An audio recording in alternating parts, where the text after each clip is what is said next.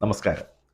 കഴിഞ്ഞ ദിവസം കൺസൾട്ടേഷന് വന്ന ഒരമ്മ തൻ്റെ കുഞ്ഞിൻ്റെ ESRൻ്റെ റിസൾട്ടുമായിട്ടാണ് വന്നത്.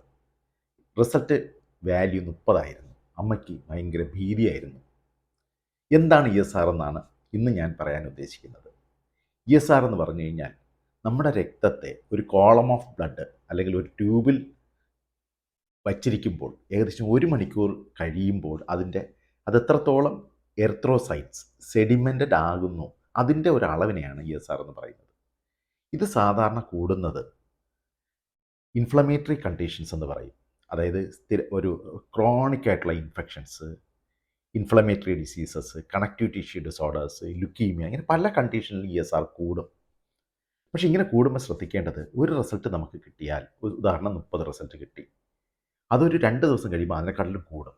നോർമൽ ESR എന്ന് പറയുന്നത് 3 മുതൽ 5 വരെയാണ്. നമുക്ക് വേണ്ടതെന്താണ്? റൈസിങ് ടൈറ്ററാണ്. ഒരു റിസൾട്ടിന് ശേഷം 2 ദിവസം കഴിയുമ്പോൾ വീണ്ടും കൂടണം. അങ്ങനെയാണെങ്കിൽ മാത്രമേ ഇതിന് പ്രാധാന്യമുള്ളൂ. ഒരു ഡോക്ടറെ ഡെഫിനറ്റായിട്ട് കാണിക്കണം, ഒപ്പീനിയൻ എടുത്തിരിക്കുകയും വേണം. ഈ അറിവ് എല്ലാവർക്കും പകർന്നു കൊടുക്കുക. നന്ദി.